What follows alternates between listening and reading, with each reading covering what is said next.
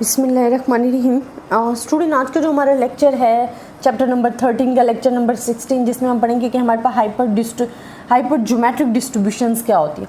Student, हमने जो previous lectures में डिस्कस किया वो बाइनोमियल डिस्ट्रीब्यूशंस के लिए डिस्कस किया था, जिसमें हमने पढ़ा था कि जो बाइनोमियल डिस्ट्रीब्यूशन है वो विद रिप्लेसमेंट के लिए यूज़ होता है, और हमने कहा था वहाँ हमारे पास जो प्रोबेबिलिटी ऑफ सक्सेस होता है P होता है वो कांस्टेंट होता है ऑल द ट्रायल्स में, ये उसकी प्रॉपर्टीज़ थी।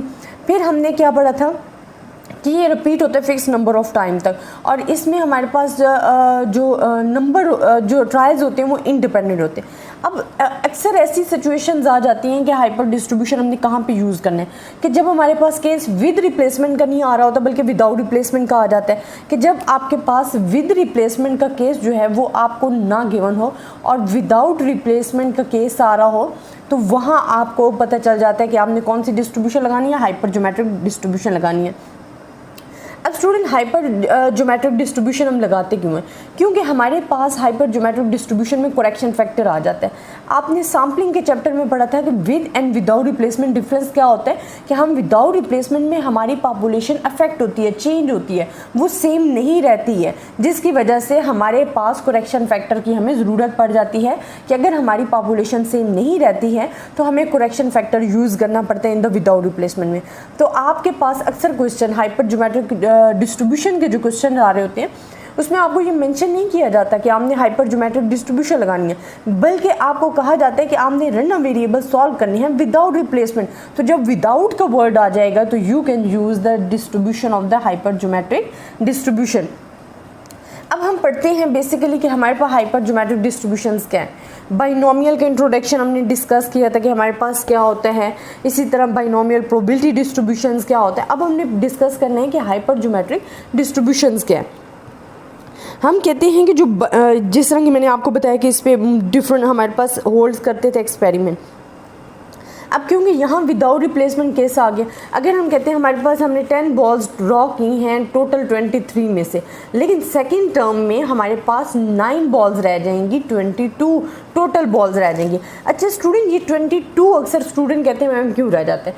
मैंने आपको पहले भी बताया था कि जो विद एंड विदाउट रिप्लेसमेंट में, फॉर एग्जाम्पल यहाँ हमारे पास 3 बॉल्स हैं, यहाँ भी हमारे पास 3 बॉल्स हैं, ये हमारे पास केस है विद रिप्लेसमेंट का, और ये हमारे पास है विदाउट रिप्लेसमेंट का।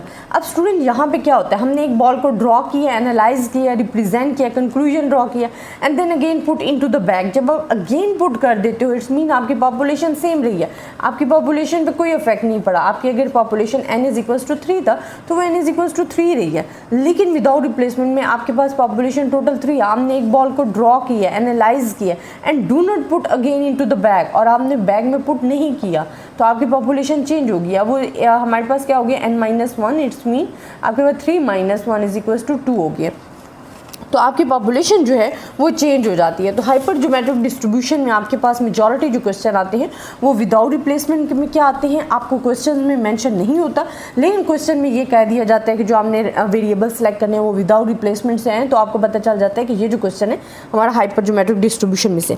अब स्टूडेंट, आपने 4 प्रॉपर्टीज़ याद रखनी है। डेफिनेशन आप इसको डिफाइन कर सकते हो कि such an experiment in which a random sample is selected without replacement from a finite population is called the hyper geometric experiment. कि वो एक्सपेरिमेंट जो कि रैंडम सैंपल जिसमें से सिलेक्ट किए जाते हैं विदाउट रिप्लेसमेंट से और फिनाइट पॉपुलेशन होती है, उसको हम कहते हैं हाइपर ज्योमेट्रिक एक्सपेरिमेंट। अब 4 प्रॉपर्टीज़ हैं, वो प्रॉपर्टीज़ आपने माइंड में रखनी है, जैसे कि हमने बाइनोमियल के लिए डिस्कस किया था। अब वो 4 प्रॉपर्टीज़ क्या हैं स्टूडेंट हमारे पास, कि आपने एक एक्सपेरिमेंट परफॉर्म किया, ठीक है। आप कहते हो कि each trial of an experiment results in an outcome can be classified into the 2 types, successive or failure.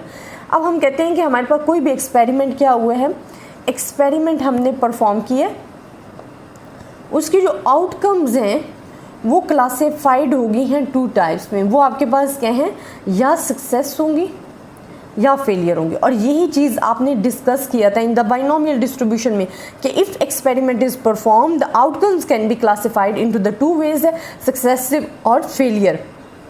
कि आप कोई भी एक्सपेरिमेंट परफॉर्म कर रहे हो तो जो आपकी आउटकम्स आएंगी या तो वो सक्सेस आएगी या फेलियर आएगी।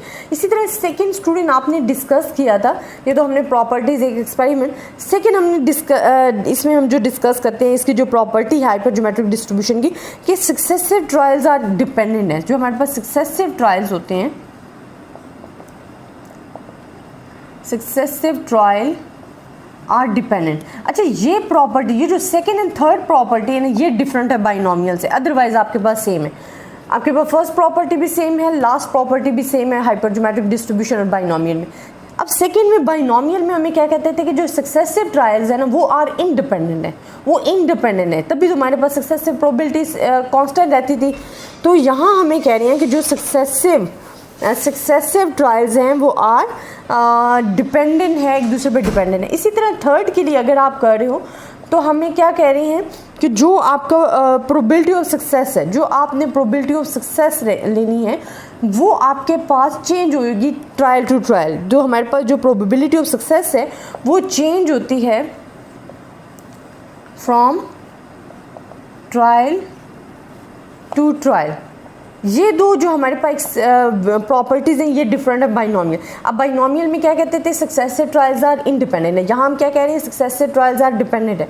फिर हम कह रहे हैं प्रोबेबिलिटी ऑफ सक्सेस चेंज होती है फ्रॉम ट्रायल टू ट्रायल, लेकिन हमारे पास बाइनोमियल में क्या था कि प्रोबेबिलिटी ऑफ सक्सेस जो है वो रिमेन सेम रहती है फ्रॉम ट्रायल टू ट्रायल। बाकी जो फोर्थ प्रॉपर्टी है वो बोथ में सेम है कि जो हमारे पास एक्सपेरिमेंट है वो रिपीट होता है fix number of time, experiment repeated fixed number of time, कि जो आपके पास एक्सपेरिमेंट रिपीट हो रहे हैं वो फिक्स नंबर ऑफ टाइम तक रिपीट हो रहा है। अच्छा स्टूडेंट, इसमें हमारे पास एक्स वेरिएबल्स हम लेंगे जैसे कि हम बाइनोमियल के लिए लेते थे। तो हाइपर ज्योमेट्रिक डिस्ट्रीब्यूशन में जो आप एक्स वेरिएबल लेते हो, रैंडम वेरिएबल लेते हो और वो डिस्क्रीट वेरिएबल्स होते हैं, वो आपके पास क्या होते हैं, हाइपर ज्योमेट्रिक रैंडम वेरिएबल्स कहलाते हैं। हाइपर ज्योमेट्रिक रैंडम वेरिएबल्स उनको कह रहे होते हैं। इसी तरह हमारे पास जो प्रोबेबिलिटी डिस्ट्रीब्यूशन बन रही होती है कि एक्स की वैल्यूज़ लेके उसके रिस्पेक्टिव प्रोबेबिलिटीज़ लिख रहे होते हैं, वो भी हमारे पास क्या आ जाती है, हाइपर ज्योमेट्रिक प्रोबेबिलिटी डिस्ट्रीब्यूशन बन जाती है। तो ये हमारे पास इंट्रोडक्शन था हाइपर ज्योमेट्रिक डिस्ट्रीब्यूशन का। आई होप स्टूडेंट आपको समझ में आया होगा। अगर आपको किसी किस्म की भी प्रॉब्लम है आप मुझसे डिस्कस कर सकते हो। इंशाल्लाह नेक्स्ट लेक्चर्स हम इस टॉपिक से रिलेटेड डिस्कस करेंगे ताकि आप लोगों के जो कॉन्सेप्ट हैं वो ज़्यादा अच्छे तरीके से क्लियर हो सके। अपनी दुआओं में याद रखिएगा। अल्लाह हाफ़िज़।